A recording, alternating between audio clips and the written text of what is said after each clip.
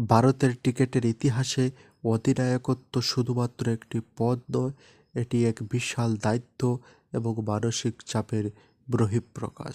যখন ভারতীয় দলে কোনো গুরুত্বপূর্ণ ম্যাচ হারে, তখন অধিনায়কের উপরে চাপ অনেক গুণ বেড়ে যায়।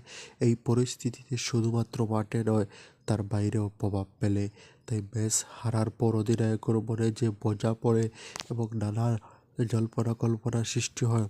তবে দলের ব্যর্থতার কারণে নিজের সিদ্ধান্ত নিয়ে প্রশ্ন ওঠে এবং দলের মনোবল ধরে রাখার চ্যালেঞ্জে এসব তাকে মানসিক ভারাক্রান্ত করে তোলে।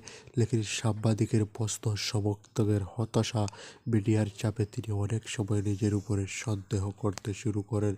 তবে একজন প্রকৃত অধিনায়ক এই চ্যালেঞ্জগুলোকে সাহসের সাথে গ্রহণ করে এবং তিনি নিজের ভুলগুলোকে বিশ্লেষণ করে এবং দলকে সামলে নিয়ে যাওয়ার জন্য অপরিত পদক্ষেপ ঠিক করে এবং তার কাঁধে পুরা দলের আশা আকাঙ্ক্ষা এবং জিতা হারা সব কিছুই এবং সেই দায়িত্ব নিয়ে তিনি আবার ঘুরে দাঁড়ানোর চেষ্টা করেন। কারণ ম্যাচ হারার পর ক্রিকেটের সবচাইতে বড় শিক্ষা হলো প্রতিটি হার এক নতুন জয়ের ভিত্তি তৈরি করতে পারে।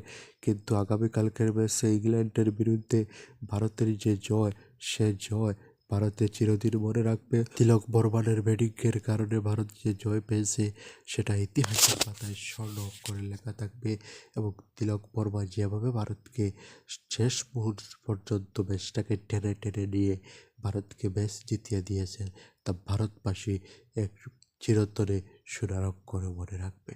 তাই চিরিয় তিলক বর্মা এবং সূর্যকুমার যাদবের প্রতি রইল শুভকামনা। তাই তৃতীয় টি-20 ম্যাচে ইংল্যান্ডকে হারিয়ে সিরিজটা জয় করার জন্য আমরা অপেক্ষায় আছি তোমার খেলা দেখার জন্য।